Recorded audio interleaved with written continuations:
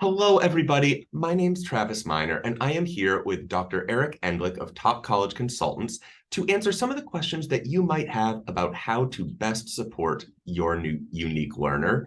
Thank you so much for joining us, Doctor. Thanks for having me, Travis. It's a pleasure. Let's start by sort of getting a sense of what options might be available to families. So, what sort of support systems are typically available to college students who might have a learning difference? Yeah, good question. Certainly any college in the country, there are thousands of colleges to choose from, and there are the Americans with Disabilities Act, which is a federal law, applies to all of them. So any student will be able to get disability accommodations at any college. So if they're used to getting, say, extra time on tests or testing in the quiet room, separate room in high school, with the proper documentation, they can get that in college too. But if they need something above and beyond that, and they might be getting a whole bunch of supports in high school, there are some colleges that offer more robust or formal learning support programs for them. And I'm sure there's a spectrum of this, but are there certain colleges that are specifically structured to support students with learning differences, or colleges that you feel really get it right on this front? Well, there's actually only two in the whole country that are specifically exclusively for students with learning differences. That's Beacon College in Florida and Landmark College in Vermont. Other than those two, and they're both small colleges, for very sort of distinct population. When families ask, what's a good college for a student with, say, ADHD, autism, dyslexia, what have you, it's kind of like saying, where's a good place to go on vacation, or, what's a good restaurant? It kind of depends on what's right for you. So, I work with a lot of students on the autism spectrum, for example, and a lot depends on what do they need in college in terms of support. Do they need support in the social area? Some do, some don't. Do they need more support with executive functioning? Do they need support with independent living skills?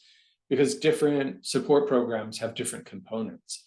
But typically, help with executive function is a pretty common need for most of the students I work with, and most learning support programs do have some component to address that. They usually call it academic coaching, might be a professional mentor or coach to help with that, but that's a very common component.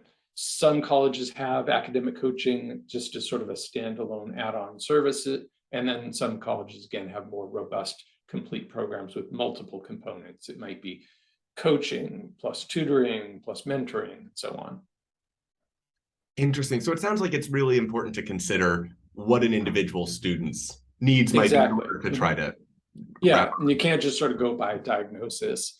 And then there's all the other factors involved in choosing a college, because even if I said, here's 5 or 10 or 15 great colleges for students with learning differences, well, students are at different academic levels. The student who's a B or B minus student may not be looking at the same colleges that an A or an A plus student are looking at. So you got to look at, what colleges can you get into? What colleges are a good match for you academically? What do you want to study? They don't have all majors at all colleges. If you're looking to study English or history or psychology, you can find that at, lots and lots of colleges. But if you're looking for, I don't know, electrical engineering or game design, that's going to be a much smaller subset of colleges. And then, of course, there's how far from home are you willing to go? And do you want to be in a city or a suburb? And students really vary in terms of what they're looking for, both geographically and in terms of the environment, what kinds of, what kind of culture you're looking for. Some students have specifics about certain parts of the country that they prefer or that they may not be comfortable with. Might be climate. There's a lot of factors involved in the choice. It is such a complicated choice. If hypothetically a family feels like they've answered some of those questions, they have a sense of this is the type of school we're looking for in this geographic region, and they're starting to tour some different colleges. Are there questions that families or students can or should ask that might help them understand what support services are available, or if it's likely to be a good fit for them in that regard? Yeah, definitely. And a couple of general comments on that. First of all, I have a list of questions on my website, topcollegeconsultants.com. So if you go to the blog page, you'll see an article that addresses just that. But a couple of main points about that. One is when you're doing a college tour, the standard tour is an information session with an admissions staff person, and then a tour with a current student. And those are super informative. They're great. I've been on dozens of them, and I highly recommend them. But if you have questions specifically about support services, disability accommodations, and that sort of thing, you really want to make a separate appointment with the folks in those departments. So it might be the Disability Services Office. Sometimes it's called accessibility or student success. There's different names for it. And if there's a support program, let's say maybe an autism support program or an LD support program, that might even be a separate department or a separate office. So you want to make appointments with those folks to ask them the questions. If you're on a regular tour and you say, hey, can you tell me about, supports for students with ADHD, you're going to get a more limited generic response. And the admissions folks are kind of in a sales role. So they're going to say, oh, we have lots of students with those diagnoses. We can serve them great and all kinds of accommodations. You may want to drill down deeper than that. Find out, what is the background of the staff who are going to be serving my child? How long has the program been around? How many students do you serve? What are some typical accommodations my student can get? Here's what my kid's getting now. Can they get those accommodations in college? There's also things that, you could look at the accommodations you're getting now in high school, but there's ones that you might not even have thought about that could be an option in college, such as a single room in a residence hall. That comes up a lot for my students. But unless you're in a boarding school in high school, you probably don't even think about that. Interesting. That's a lot to think about, but gives us a really helpful framework for approaching that. It it sounds like there are some challenges that families and students may be able to anticipate based on their experience in high school and what they know about themselves. Are there challenges that you frequently see students face, maybe challenges that sometimes catch them by surprise in making that transition to college? Well, there's going to be, of course, a lot of the same challenges. For example, if you have challenges making friends or interacting socially, those potentially will carry over in college, although often for some students, it actually gets better because there's so many clubs and different cohorts that you can sort of find your people sometimes more easily in college. So sometimes things get easier or better. One of the big key differences is you've got to be much more of a self-advocate in college. So in high school, often a lot of the services are sort of being fed or delivered, sort of spoon-fed to the student. Students get a lot of help and support and structure from their parents and from the staff at school. And some of that has been around for so long that it's almost invisible or unconscious. And a lot of that kind of goes away. There are so many resources available to students in college. I don't mean just the Disability Service Center or the support program, but your academic advisor, your professors, your RA in the residence hall, free peer tutoring, mental health counseling. There's a lot of resources available to you in college, career counseling.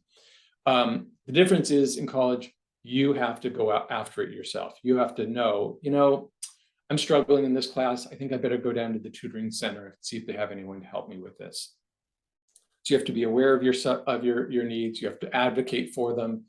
If you run into obstacles, if a professor is giving you pushback about getting your disability accommodations met, which shouldn't happen, but can happen, you've got to be able to push through that and, push back or know where to go to figure that out. But the other thing that's really different for a lot of students is you have a lot more free time. So if you struggle with organization, time management, managing your impulses to spend a lot of time online, on social media or games or whatever it might be, you've got to kind of learn to be disciplined and figure out, a good schedule for sleep, a good schedule for study, balancing social life and academics, all that stuff. Otherwise, things can go off the rails and your parents aren't even there to see it. Your parents may not even know if you're starting to, not do so well in school. It's not like in high school where there's, that feedback loop or visibility. A lot of that can be invisible to parents. It's surely there's things that are very difficult to anticipate about what can go sideways when a student goes off to college, what challenges they might encounter. Are there things that a family or student themselves should think about in order to determine, is this student ready for college? Is now the right time for them? Yeah, so frequently there's so much focus with families on can my student get into college that there's not as much focus on are they ready to go to college. So it's really important because they're two different things. If you can get into a college, the college is fairly confident that you are up to the academic rigor of that college.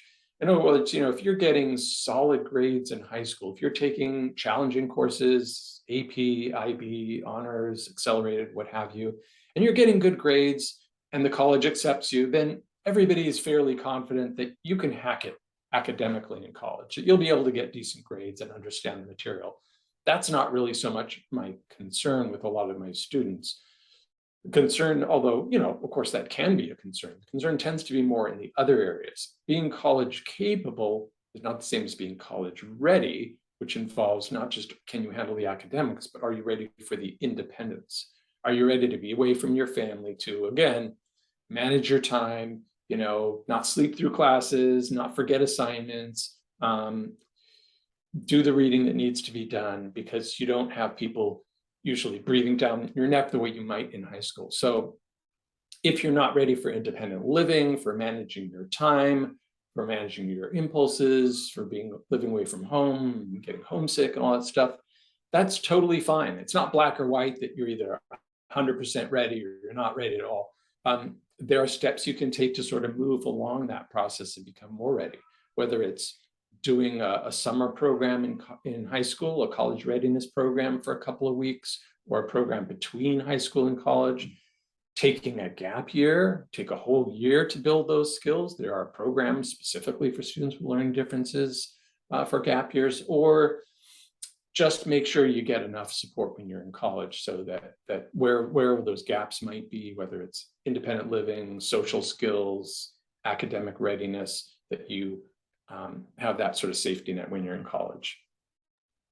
I really appreciate that reframing from college ready to college capable, because it does really capture that there's a lot more than just being able to get through the classes themselves.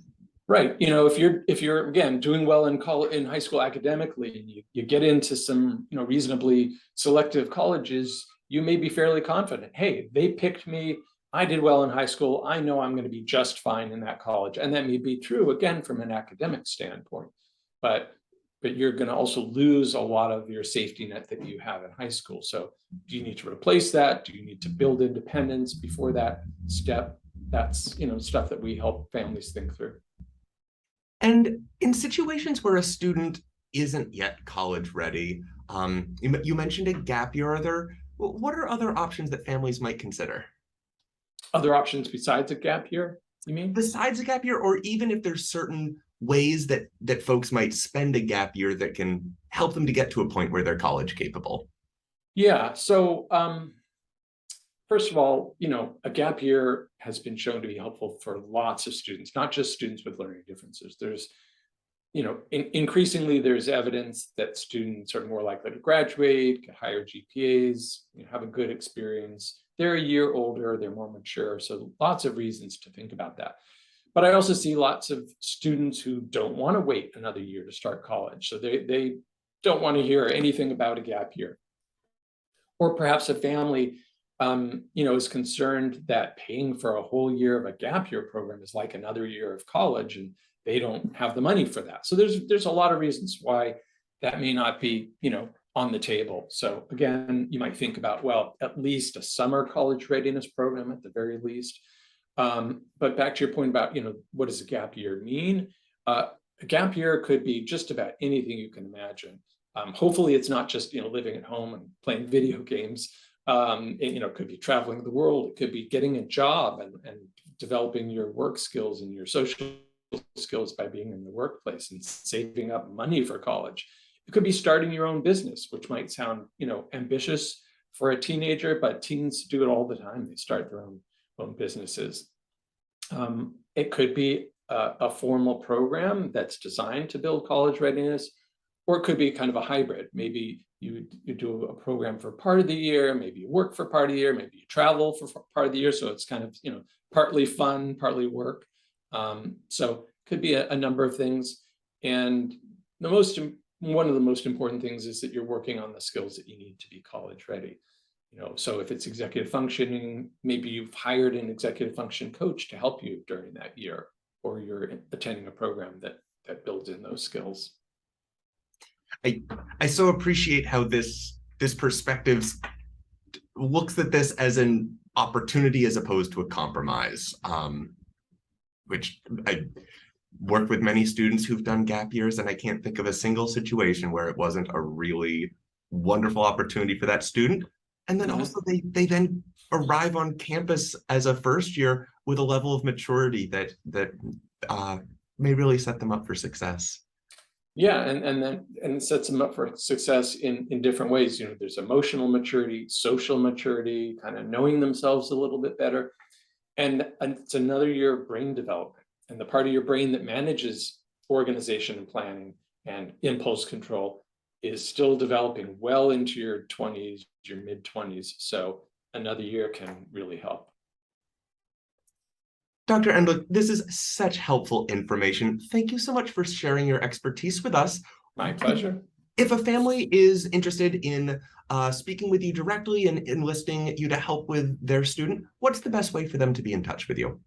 Sure. Well, they can go to the website, topcollegeconsultants.com, and you'll see a button to set up a meeting or send a message. You can email me at Eric, ERIC, at topcollegeconsultants.com, or call us toll free at 833 we apply. It's a great phone number. Awesome. Thank you again. We so appreciate your time today. Thanks for having me. Great talking to you.